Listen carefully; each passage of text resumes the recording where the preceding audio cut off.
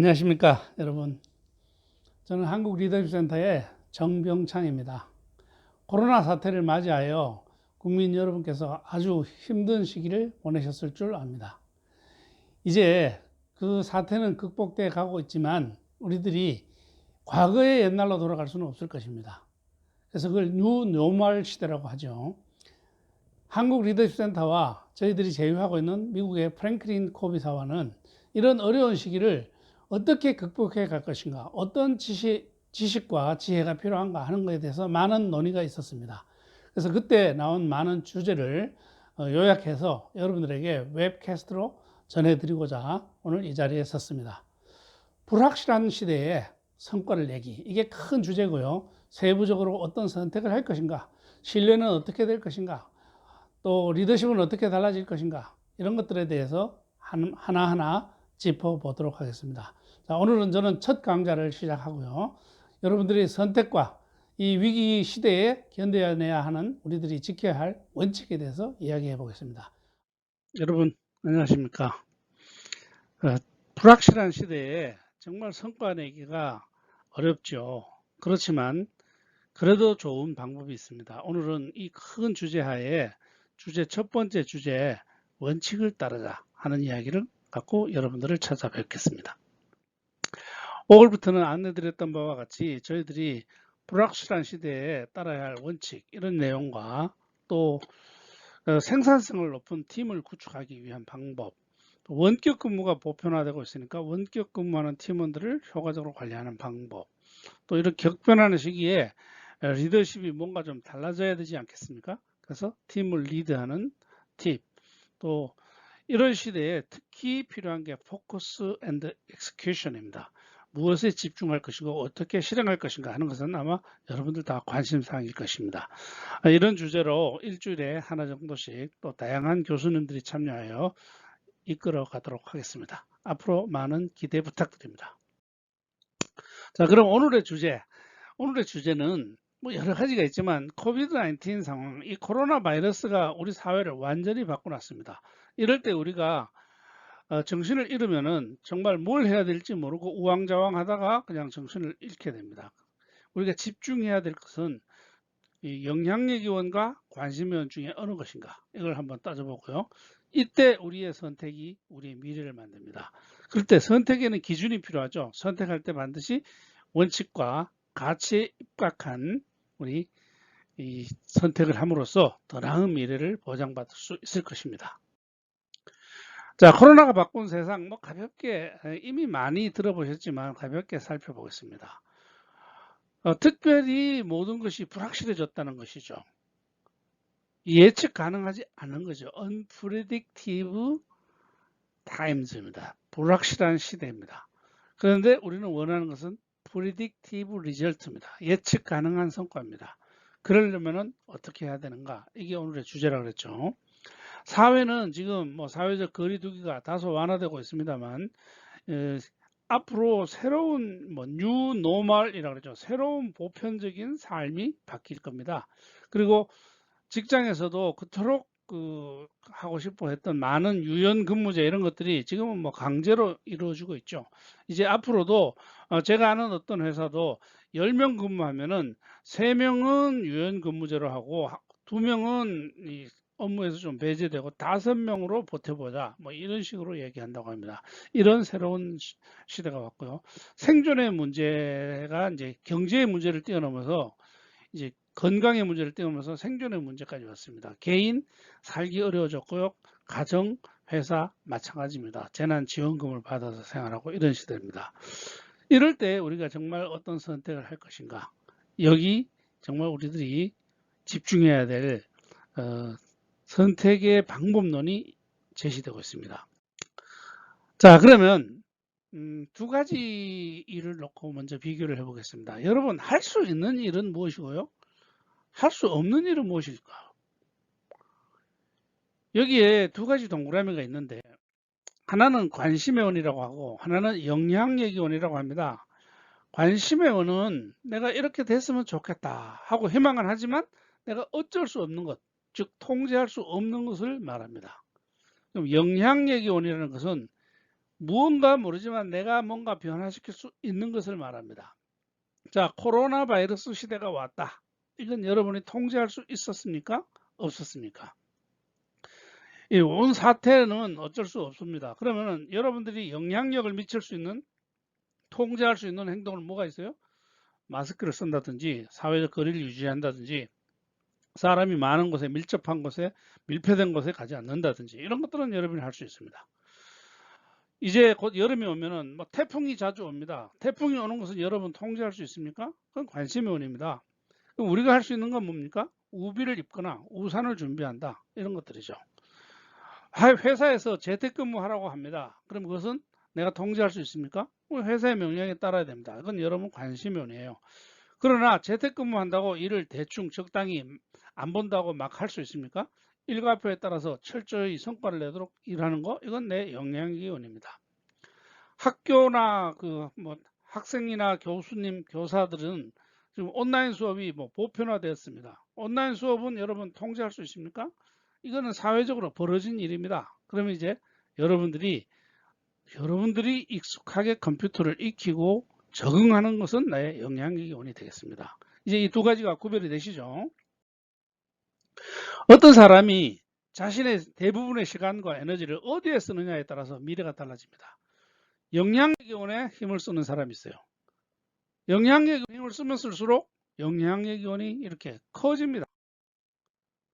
영향력의 원이 굉장히 커지면요, 그 사람이 리더십이 큰 거예요. 변화를 많이 이끌어낼 수 있는 사람이에요.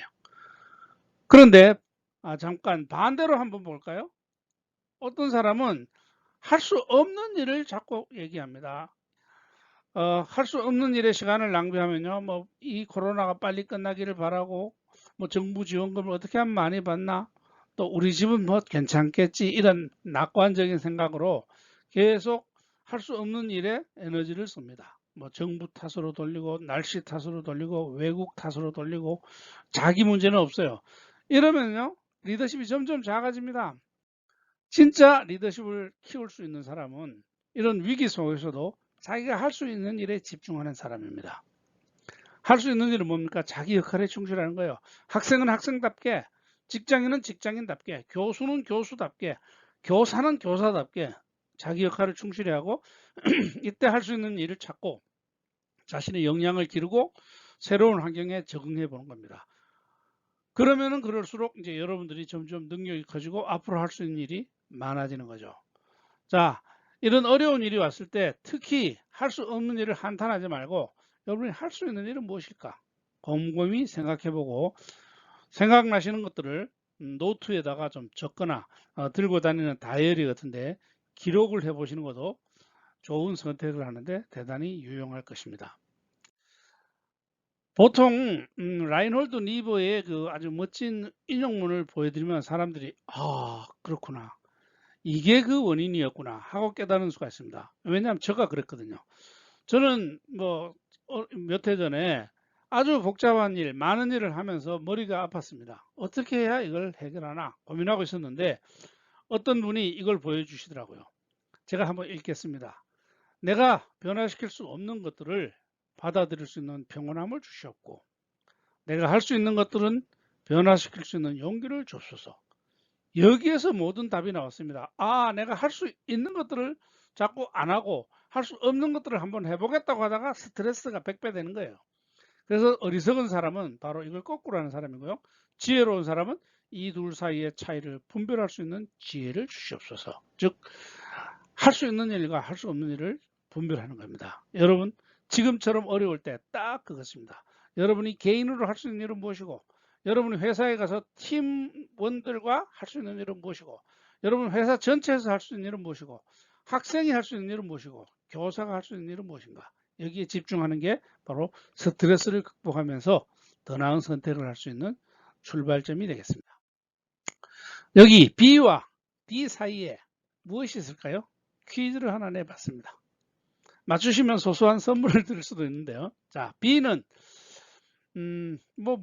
질문이 너무 쉽다고 하는 분 있어요. C가 있을 것이다. 좋습니다. 여기까지는 힌트 드린 거고요. B는 영어로 birth입니다. 태어났습니다. D는 death예요. 돌아가십니다. 요람에서 무덤까지 C로 시작되는 어떤 단어가 하나 있을까요? 이미 어떤 분이 대답을 하셨네요. 예, 초이스입니다. 우리는 태어나서 죽을 때까지 끊임없이 선택합니다. 그리고 그 선택이 우리를 만듭니다. 오늘 여러분의 모습, 여러분 행복하십니까? 그러면 오늘의 나의 모습은 어제까지 내가 한 선택의 총합이 될 것입니다. 그럼 내일의 나는 어떨 것인가? 내년의 나는 어떻게 될 것인가? 고민이 되시죠? 지금 선택을 잘 하셔야 됩니다. 특히 이런 코로나 바이러스 같은 위기 상황에 내가 어떤 선택을 하느냐에 따라서 내 경쟁력이 강화되기도 하고 떨어지기도 합니다. 자, 그런데 꼭 지켜야 될 게 하나 있어요. 우리가 선택을 할 때는 가치관에 의해서 선택을 합니다. 근데 우리 가치관이 어떤 분은 제 마음대로 가치관을 가지고 있어요. 뭐 남이 보든 보지 않든 자기 좋은 대로만 행동하는 거예요. 그런데 여기 원칙이라는 말이 있는데 원칙은 가치관이 원칙에 기반한 가치관을 가지고 선택을 하는 사람이 있고 그냥 원칙을 무시하고 자기 멋대로 가치관으로 선택하는 사람이 있어요. 원칙이 뭔지 개념을 좀 살펴볼까요? 세월이 흘러도 변치 않은 거예요. 어제도 맞고 10년 전에도 맞고 100년 전에도 맞고 앞으로 100년 후에도 맞는 거 이런 게 원칙이에요. 그리고 보편적이죠. 너나 나나 모든 사람이 좋아하는 겁니다. 즉 콩 심은 데 콩나고 팥 심은 데 팥나는 거예요. 자명하다. 내가 저 사람을 친절하게 대하면 저 사람도 나를 친절하게 대해준다. 이런 것들을 자명한 거죠. 그리고 우리가 수용하고 이해하든 혹은 수용하지 않고 이해하지 않든 늘 작용한다. 즉 내가 그걸 좋아해도 좋아하지 않아도 무조건 존재하는 게 원칙입니다. 여러분의 핵심 가치가 이 원칙에 기반을 두고 있다면 여러분의 가치관은 원칙과 동일한 의미로 쓰여도 무방할 것입니다. 그런데 어떤 사람들은 이 원칙을 무시한 가치관을 가지고 선택을 합니다. 그러면 틀림없이 위기가 더 심화되고 나중에는 도저히 회복이 불가능한 상황이 올 수도 있습니다. 원칙을 좀 이야기해서 제가 간단한 사례를 두 개 소개해 드릴까 합니다. 10년 전에 IT라는 나라에 이 수도에서 강도 7.0 규모의 큰 지진이 났습니다. 보시다시피 이재민이 한 300만 정도 발생했고요. 23만 명 정도 사망했습니다. 조선일보 뉴스에서 따온 얘기입니다. 뉴질랜드에서 같은 해에 같은 규모 7.0 수준의 지진이 역시 도시 근교 크라이스트처치라고 하는 도시 근교에서 발생했습니다. 근데 이 도시는 놀랍게도 피해 규모가 거의 없어요. 사망자 0이고요. 피해 금액은 14억 달러라고 합니다. 그러면 여러분 도대체 조건은 비슷한데 도시 근교에서 7.0 정도의 규모의 지진이 발생했는데 왜 한 곳은 저렇게 큰 사고가 재난이 발생하고 한 곳은 그런 대로 견딜 만한 상황이었을까? 달라진 점은 뭘까요? 예, 뭐 여러 의견이 있지만 여러분들 다 알고 계시죠? 내진 설계를 했습니다. 어느 쪽이? 우리가 선진국이라고 하는 뉴질랜드 같은 데입니다. 내진 설계를 하려면은 건설 비용이 더 많이 들고 건설 공사 기간도 더 길어집니다.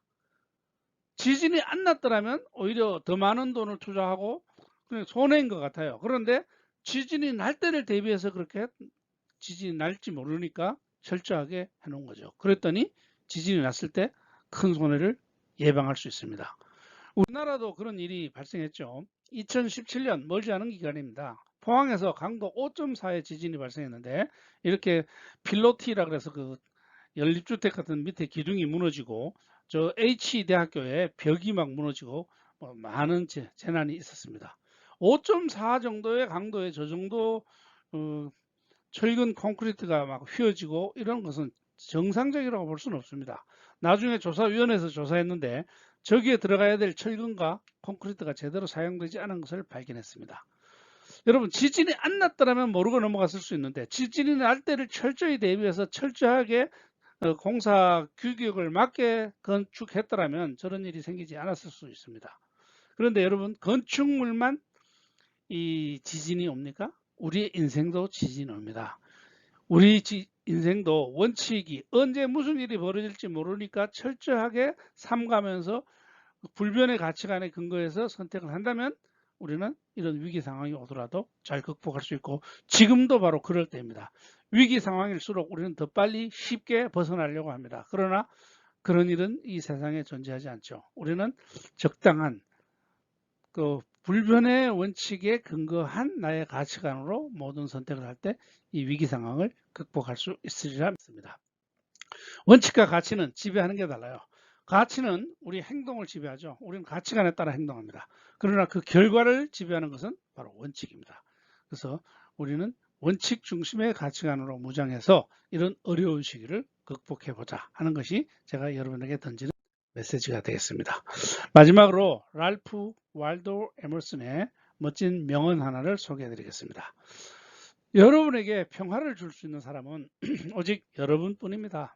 누구도 대신할 수 없어요.